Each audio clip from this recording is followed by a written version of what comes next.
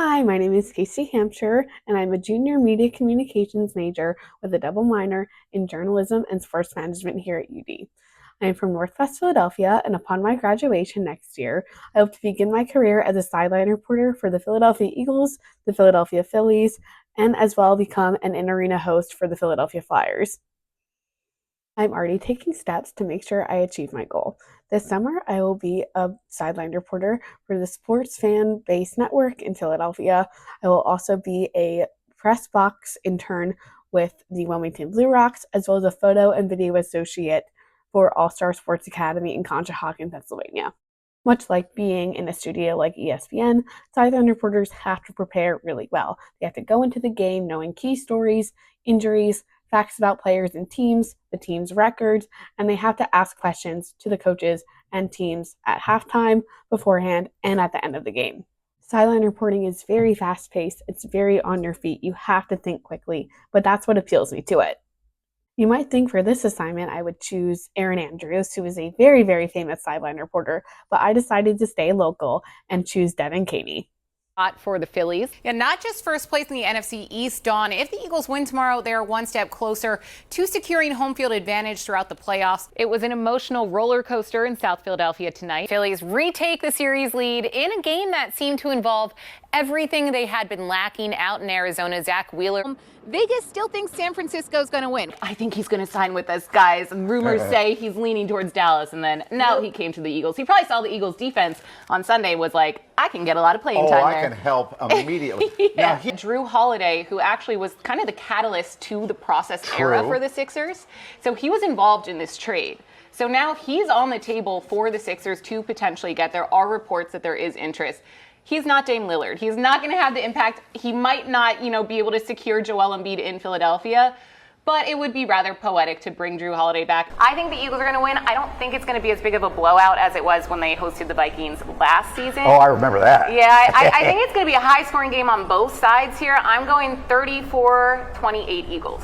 Devin has quite the extensive resume. She currently serves as a co-host on the WIP morning show in Philadelphia, a sideline reporter for the Philadelphia Eagles, as well as an in-arena host for the Flyers.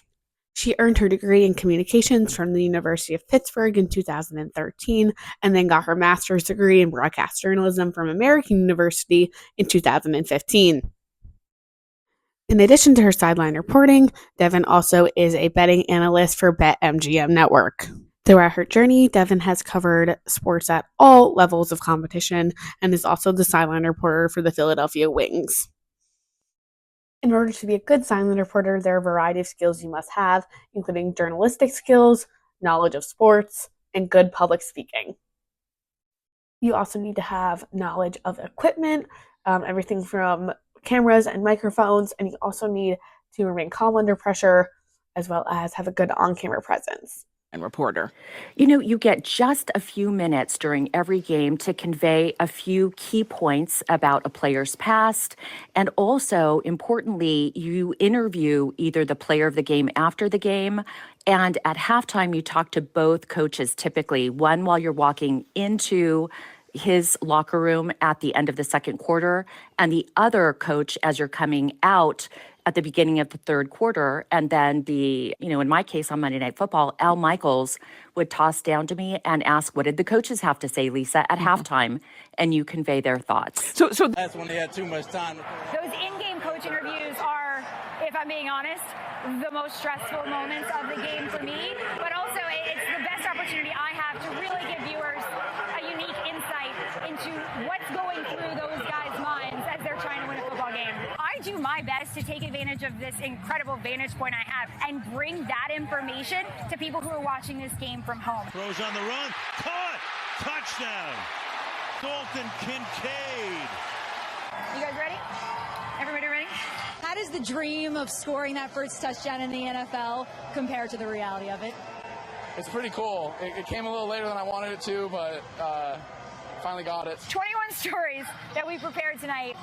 One of them made it into the broadcast. It's absolutely wild how much preparation goes into a game like this and how little makes it on the air. Tonight's game was exactly why I love doing this job. I got to be a part of a moment with Dalton Kincaid that he will never forget is he scored his first NFL touchdown, and I was the first person he got to talk to about it.